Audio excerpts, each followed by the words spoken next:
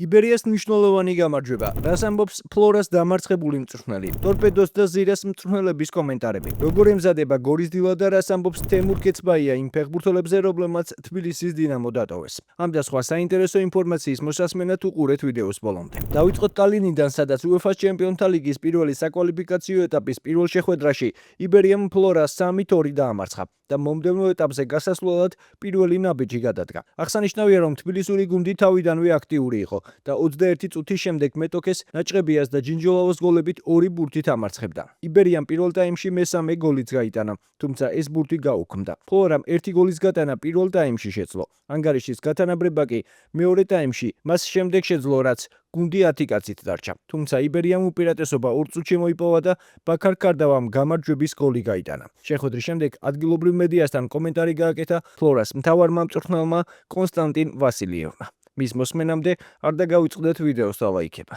პირველი 25 წუთის განმავლობაში მარტივ სიტუაციებში ბურთის შენარჩუნება ვერ შევძელით და ამის ხარჯზე მოწინააღმდეგემ ინიციატივა აიღო. მეორე ტაიმში ცვლილება იგრძნობოდა, თუმცა არ ჩანდა, რომ მეტოქემ ტემპს დაუკლო. შევძელით რთული სიტუაციებიდან გამოსვლა. ბურთის შენარჩუნება და გაჩვენდა სივრცეები სათამაშოდ, მაგრამ რთული მეტოქეა, თუმცა მათთან თამაში შესაძლებელია. საქართველოში თამაშის დასაწყისს გავითვალისწინებთ.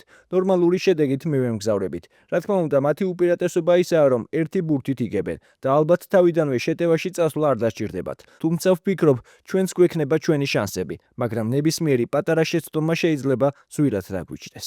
შეგახსენებთ, რომ ამ გუნდებს შორის საპასუხო შეხვედრა 14 ივლისს საღამოს 8 საათზე თბილისში მიხეილ მესხის სტადიონზე გაიმართება. გულშემატკივრის დასწრებას ძალიან დიდი მნიშვნელობა აქვს და იმედია, რომ სტადიონის გავსებას შევძლებთ და ერთად აღვნიშნავთ ჩემპიონთა ლიგის შემდეგ ეტაპზე გასვლას. ქუთაისის ტორპედო კი კონფერენს ლიგის პირველ საკვალიფიკაციო ეტაპზე აზერბაიჯანში ზირასთან 3-0 დამარცხდა. მიუხედავად იმისა, რომ ქართული კლუბიდან ევროტურნირებზე ქუთაისურ გუნდს ყველაზე რთული მეტოქე შეხვდა, მსგავს შედეგს არავინ ელოდა. აზერბაიჯანული კლუბი უპირატესობას ყველა კომპონენტში მთელი შეხვედრის განმავლობაში ფლობდა, რაც საბოლოოდ შედეგშიც აისახა. აღსანიშნავია, რომ ზირას ძირითად შემადგენლობაში 2 ქართველი თამაშობდა, გიორგი პაპუნაშვილი და დავით ვოლკოვი. ქართული კლუბის კარში მეორე გოლის გატანა სწორედ დავით ვოლკოვმა შეძლო.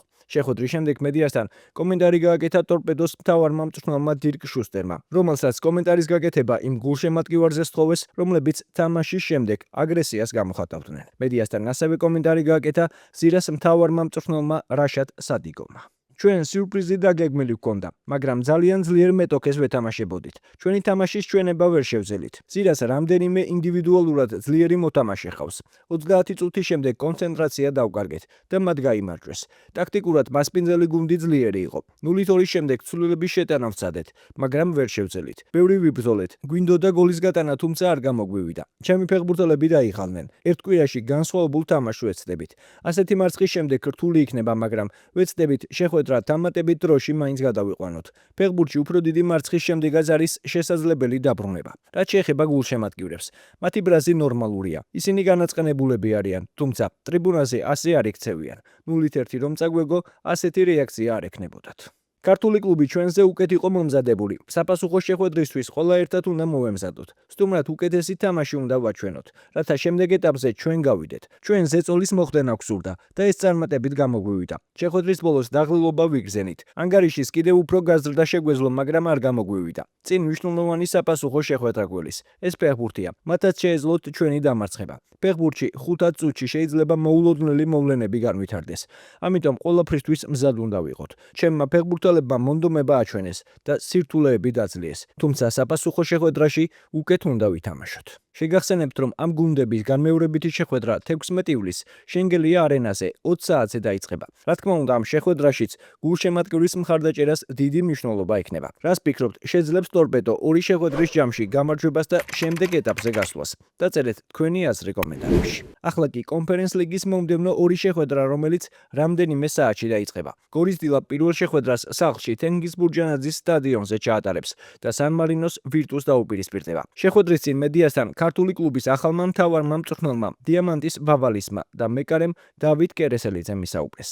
შესაძლოა ბევრს გონია, რომ არც ისე რთული შეხვედრა იქნება, მაგრამ მე სხვა აზრზე ვარ. შარშან ვნახეთ, რომ ვირტუსმა ბევრი პრობლემა შექმნა. შესანიშნავი თამაშები ჩაატარეს სერიოზულ გუნდებთან. ასე რომ, რა თქმა უნდა, ძალიან რთულ შეხვედრას უნდა ველოდოთ. ჩვენთვის პირველი შეხვედრა ძალიან მნიშვნელოვანია, რადგან საკუთარ მოედანზე ვთამაშობთ. გვინდა დომინანტები ვიყოთ, ბევრი მომენტი შევქმნათ, გავიტანოთ გოლები და რა თქმა უნდა, საკუთარ კარში არ გავუშვათ. ეს იქნება ჩვენი გეგმა. თუმცა აუცილებლად მოთმინება გვმართებს. თამაშს პირველივე წუთზე ვერ მოიგებ. წინ 90 წუთია, მაგრამ დარწმუნებული ვარ, ბიჭები მაგრად იშრომებენ და ჩვენი გულშემატკივრების დახმარებით და მხარდაჭერით ვგრძნობ, რომ კარგ შედეგს მივაღწევთ. ერთი ტრავმირებული ფეხბურთელი გვყავს, თუმცა ყველა დანარჩენი, მათ შორის ახალწოულებიც, თითქმის მზად არიან. ასე რომ ვიმედოვნებ, რომ ყველა ვინც ითამაშებს 100%-ით დაიხარჯება. რაც შეეხება ტრავმირებულ ლიდერს, ის აუცილებლად იქნება თამაშზე. როგორც იცით, მას სერიოზული ტრავმა ჰქონდა. მან სპეციალური ნიღბით გუშინ გუნდთან ერთად პირველად ივარჯიშა. ის ჩვენთან ერთად იქნება, რადგან გარდა იმისა, რომ ძალიან კარგი ფეხბურთელია,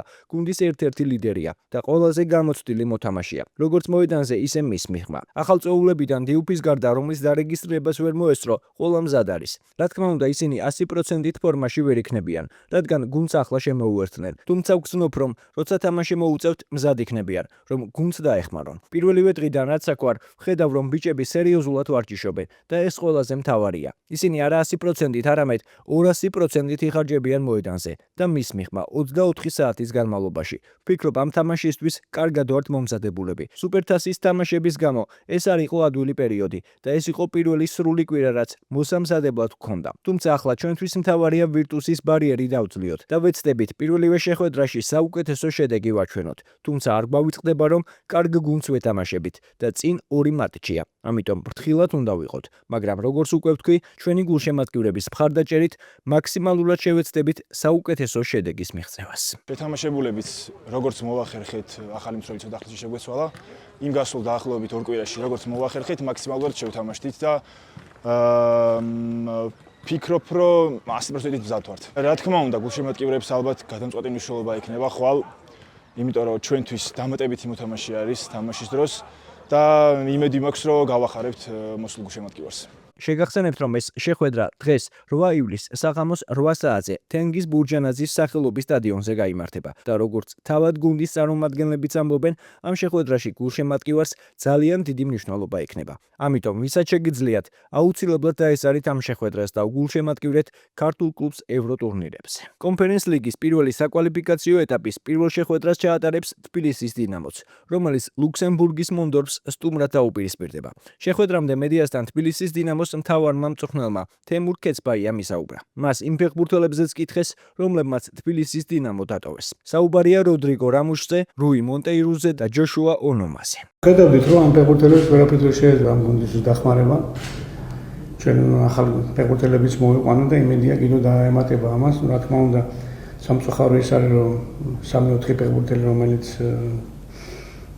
პირველ გუნდში სათამაშოდ არიან, ტრავმირებულები არიან, მაგრამ ეს ამას ვერ გაიქცევი, სეზონი გრძელია, ხან ტრავმირებული გვეყოლება, ხან კარგია ჩვენთვის ტრავმირებული ფეხბურთელი თუ არ იქნება გუნდში, მაგრამ ამას ვერ გაიქცევი, სეზონი გრძელია, ამიტომ კიდევ გეუბნებით რა, ვინც აქავართ, ის ფეხბურთელები არიან, რომლებიც ამ გუნდს დაეხმარებიან იმაში, რომ მომავალ ეტაპზე გავიდეს გუნდი.